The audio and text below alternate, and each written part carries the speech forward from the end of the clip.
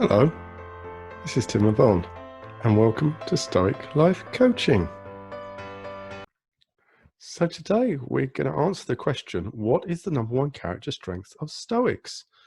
What do you think it might be? Complete the sentence. Stoics are, I don't know, patient perhaps? Fair? Reflective? I don't know. What do you think the number one character strength would be? Well, we researched it and the answer surprised me in a very positive way. The answer is, drum roll, da, da, da, Zest. Gosh. So how did we find this out? 2017, people did Stoic Week. We asked them a whole load of questions at the beginning of Stoic Week, which help us know how Stoic they are. And in 2017, we asked them a whole bunch of other questions, which asked them about their character traits. And look, all of the positive character traits, all the things that we normally call virtues or strengths, were positively correlated with Stoicism. This means that if people have got, say, self-control, they're more likely to be Stoic and vice versa. These correlations, 0.38 all the way up to 0.15, are very large. There's no way this is a coincidence. And you'd expect a lot of these, wouldn't you? Self-control, yes. Kindness, yes. Bravery, yes. Emotional awareness, that's an interesting one. Gratitude was very high. So Stoics are more grateful. But Zest was number one. What does Zest even mean? I think we should find out. Let's have a look. So, Tigger is the role model for Zest, and you might be able to think of people who you know who are particularly zestful. What does that mean? They look forward to the day. They're excited to start the day. They're very enthusiastic people. They live life to the full, and they're the opposite of the kind of Eeyores who are half-hearted or dread starting their activities. So that's what Zest is, and that's what Stoics are like in the main. So why is this the case? Why are Stoics so full of zest? Well, we can't be sure of the answer, but I reflected on this and thought that if you think about the dichotomy of control and you think about the virtues, which are the kind of two things that Stoics are more likely to have than other people, we can see how those relate to being more zestful. Let's think about it. So remember, number one is don't try and control things you can't. Well, if you keep trying to think that, say, this thing goes up instead of down, you're trying to control what you can't control, you're not going to end up very zestful after a few days of doing that. You'd be like Sisyphus pushing the boulder up the hill, wouldn't you? So, so by accepting there are some things you can't change, you're going to not be so despairing, not be so cynical, not be so negative and pessimistic.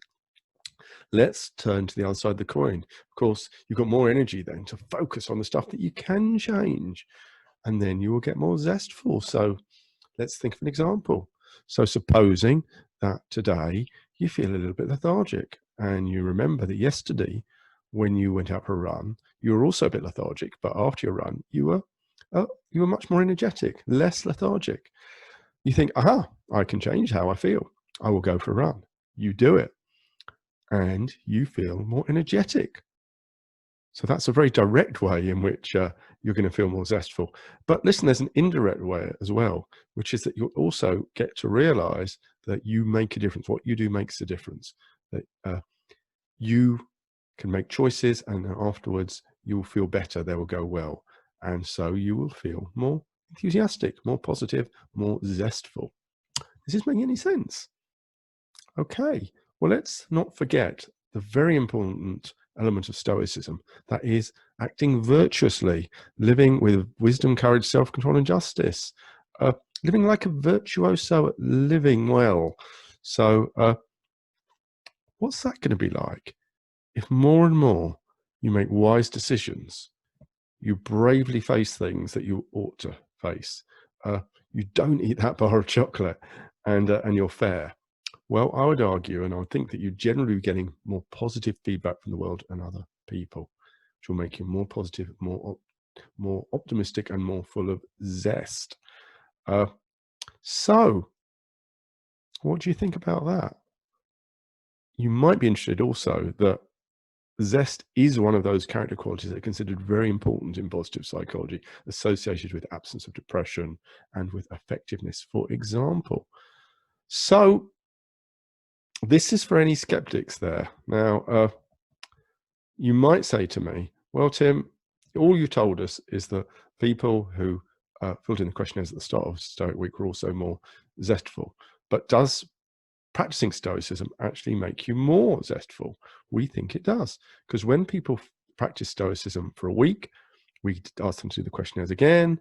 And look, this is all the measures that increased. So again, most of the positive qualities had a fairly significant improvement, including all of these ones. Meaning and purpose went up a lot, 7.5%, hope by over 10%, but the winner was zest. People who practice Stoicism are significantly more zestful.